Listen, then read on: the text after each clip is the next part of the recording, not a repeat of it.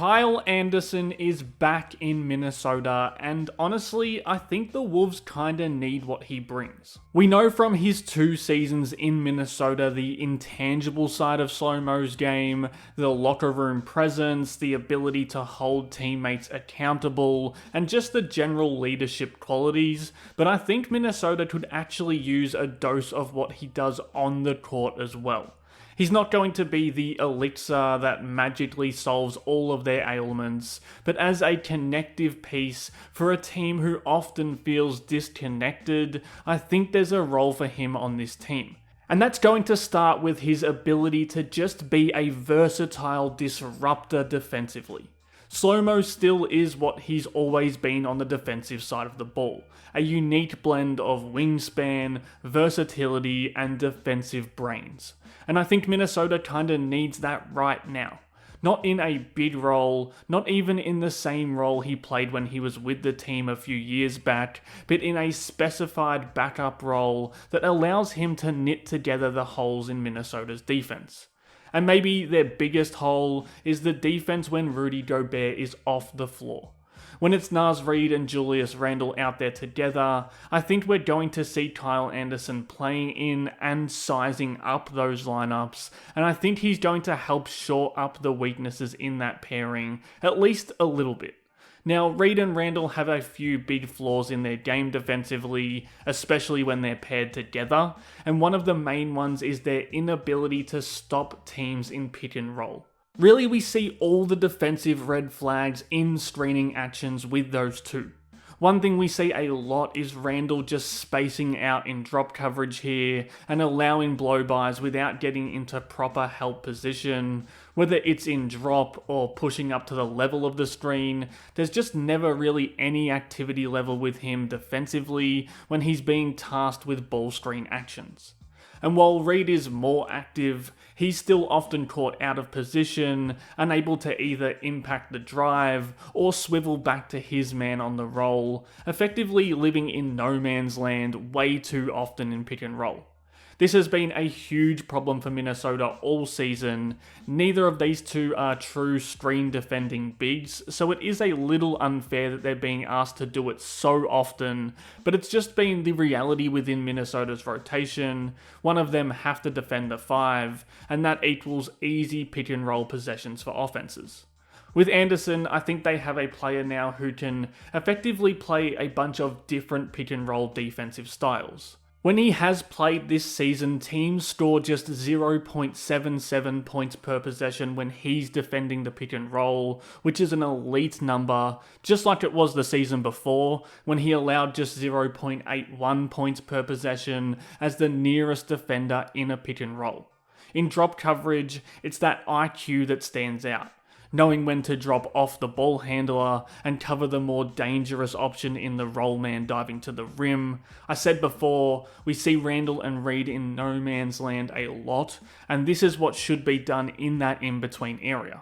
With Anderson, you can see him dropping off and playing 2, and then even impacting the ball handler as well. This is just something we don't see when Gobert isn't on the floor. The ability to take away the drive in help here and still get back to make shots difficult. Anderson is slow-mo by name, but his quick thinking has always kind of kept his defense ticking along, and I think it shows up in these possessions. I'm guessing we're gonna see that in those non-Gobert minutes by virtually just having Anderson get backup center minutes defensively. And I think that because he's probably even better in more aggressive coverages, which should diversify their kinda stale defense. He's especially good in these snake bite switches, where he can use his fast hands and that long wingspan, rather than trying to really contain ball handlers in situations where it's more likely that his slow legs get exposed.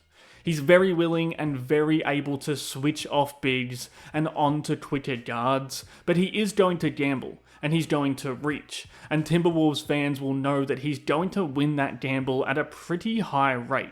Obviously, that's not always going to pay off, but I think in a limited backup role, adding some energy into ball screen defense in those non-Gobert minutes is probably going to be a net positive for Minnesota if they do decide to tap into it.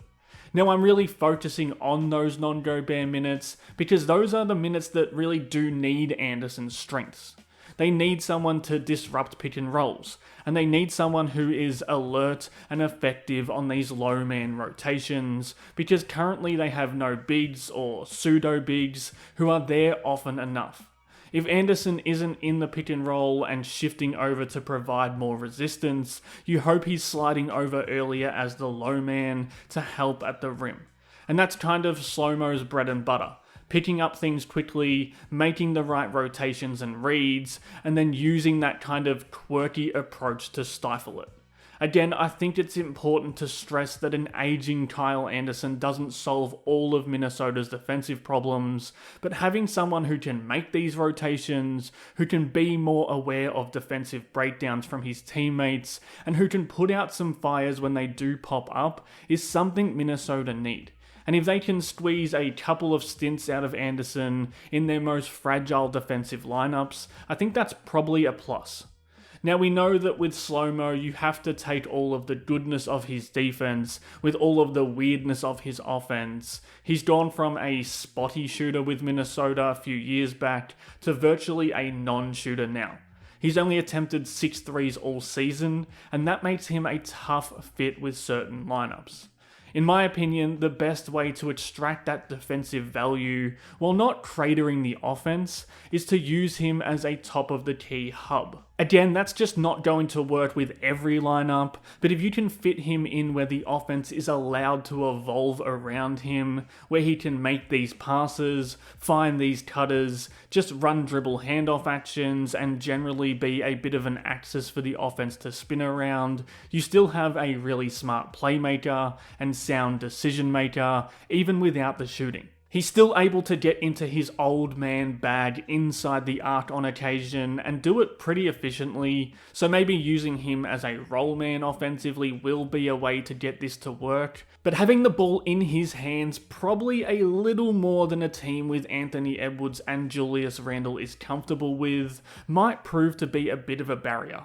He could drive efficient offense for those guys in his own quirky way, but you can't really just stick him in the corner and allow teams to sag off him and muck up things for those other, better scorers. If Anderson doesn't get minutes, especially from Chris Finch who loves him, I guess that's the reason why. I do think though there's scope for a level-headed playmaker on this team, so if they can find a way to make it work offensively and get that defensive punch from Slow-Mo, I think this could be a sneaky good move for Minnesota, because they really do feel like they need a little bit of a shake-up at the moment. If you want more breakdowns like this one, subscribe to Howls and Growls, drop a like or a comment, and help the channel grow. Thanks again for watching.